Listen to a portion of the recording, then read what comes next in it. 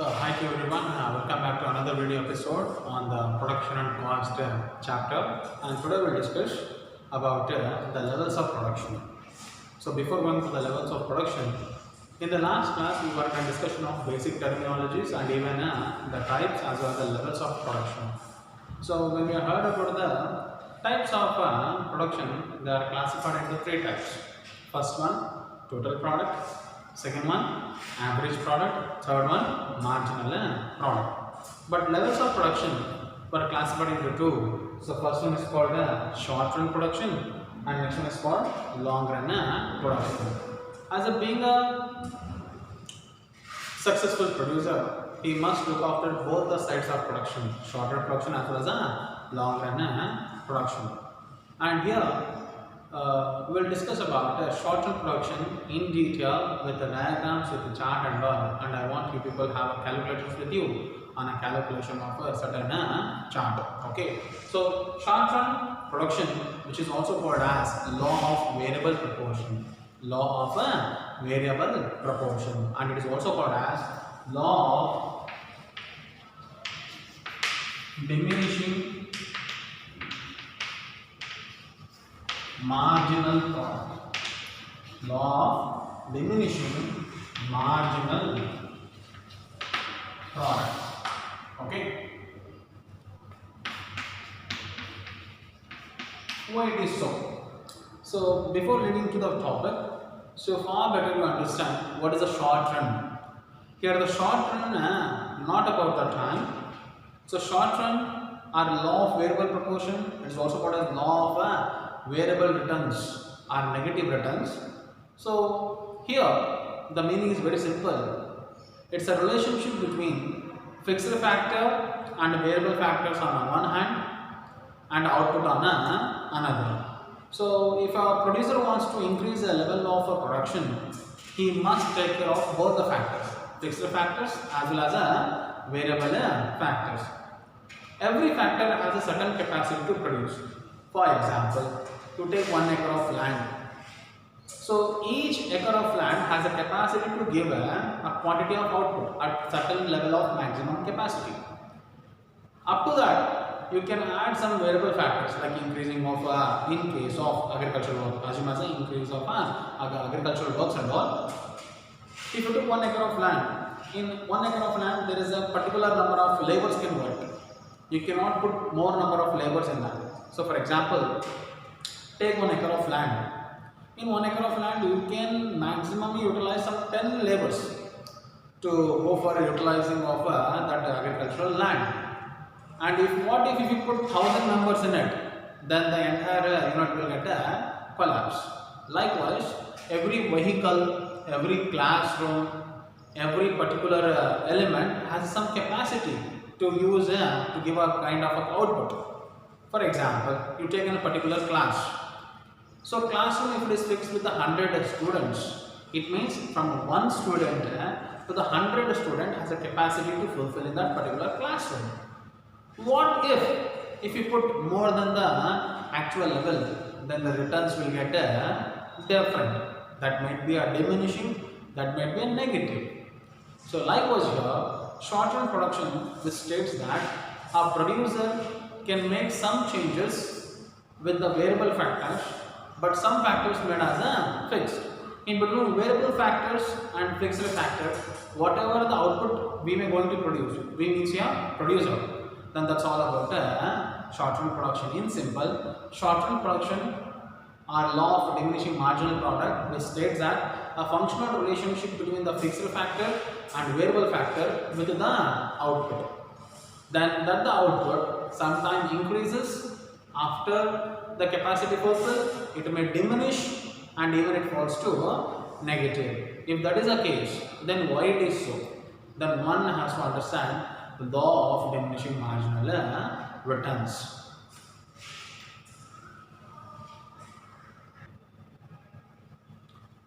So here the law of diminishing marginal product can be understood with a particular chart. Okay. For that chart, you need to go by some calculators. Okay, calculation work and all. Assume there are three elements one has to understand. First one, This is a stage where deals with the three stages. First one, increasing returns. Second one, diminishing returns. Third one, negative returns. It is filled with how many stages? Three stages. One thing. Second one, a producer cannot change all the factors of production. He has to make some factors as fixed, some factors as a variable. By making changes in the variable factors, the fixed factor, he has to give the quantity of output together. Okay. And third one, so every fixed factor, even variable factor, has a certain capacity to give the output. If a limit crosses, if the maximum limit touches, then the returns will start diminishes. The things will happen. Okay. So in such case, one has to go by the example. Okay. So just have a look after this chart. Assume we are under agricultural activity and we are subject to give a quantity of output. Assume you are all the farmers. Okay. So we have an intention to increase the quantity of crop of production. And in this regard, assume we have got 4 acres of land. In that 4 acres of land, we just want to give a quantity of output maximum level, not a minimum. What if in the 4 acres of land, so here land you have taken 4 acres, okay? So in the 4 acres of land, what if it doesn't give any of the labor?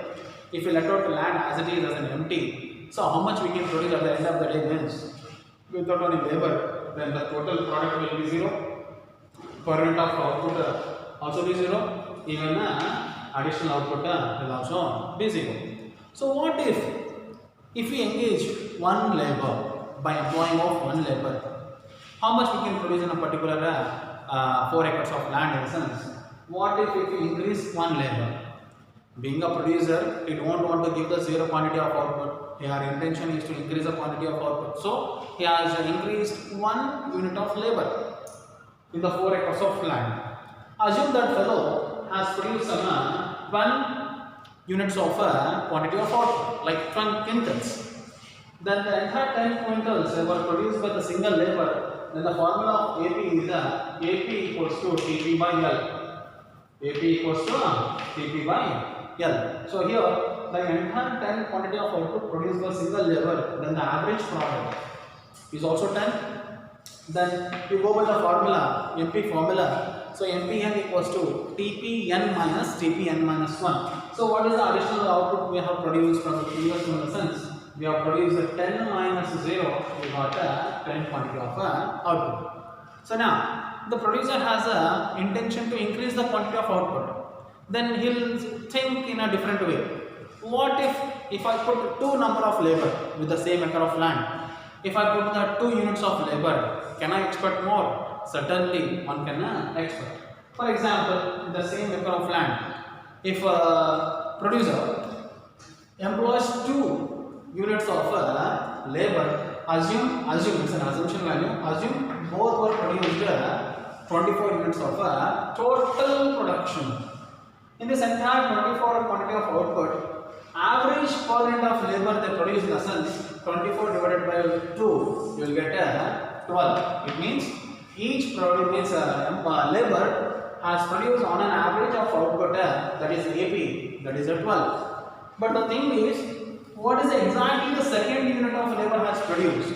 That we need to get an employment of additional unit. What is the additional quantity of output he will generate? Then that is called marginal product. Extra output for extra input. So here we have increased only 1 unit of labor. Then what is the second unit of labor has produced in a sense?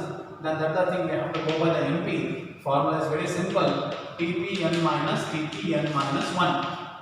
TPN minus TPN minus 1. TP how much? 24. 24 is an TPN. Then minus TPN minus 1, the previous one. 24 minus 10. So the second labor has produced 14 quantity of output. Likewise, producer has a still in a hope of increasing of production. Total product should be increased. That is a major agenda of each producer to increase the production. So he has went to the third option. In the same acre of land, what if he increases the third unit of labor, then how much he can expect or how much they can produce in a sense. Assume they have produced some 40 quantity of output. 40 quantity of output. This entire 40 is produced by 3 units of labor. But on an average per unit of variable factor of each labor, that leads with around some 13.33. So you go by the calculation, it leads 13.33. Okay, means 40 divided by 3. So what if only the third unit of labor has produced to the existing total product? ಈ ಮೂರನೇ labour ಎಷ್ಟು ಕೊಟ್ಟಿದ್ದ quantity of ಔಟ್ಪುಟ್ಗೆ? In the sense we have to go by MP additional product from 40th unit minus 24th unit, TPN minus TPN minus 1 will get 40 minus 24. Third unit of labor has given 16th quantity of output. So what if we increase? So additional level of employing of labor, then 4 laborers with the 4 acres of land, they have produced 50 quintals of quantity of output. On an average, what is each labor has a contribution to the total output that leads some around 12.5. But what is the additional 4th unit of labor has produced on the total quantity of 50, in the sense TPN minus TPN minus 1. So you will derive 50 minus 40. So here the total product increases up to this level, but marginal product getting down from after 4th unit. So still producer has a hope that he can increase anyhow the quantity of output. He has taken 5th unit of labor for the same acre of land. Then the quantity of output has been increased from 50 to 56. 50 to 56. So this 56 divided by 5 labors, then what is the per unit of labor has produced? Then that leaves some around 11.2. Then if you want to digest what is exactly the 50 unit of labor has produced to the total quantity of output, in the sense 56 minus 50. So here the additional output from the additional input, that is a marginal product, it's 6. So next go by 6th and 7th. What if a producer go by the next 6th unit? Assume 57 is the total quantity of output produced from 6 labors in the same acre of land. Then 57 divided by 6, each labor has produced some 9.5. Okay.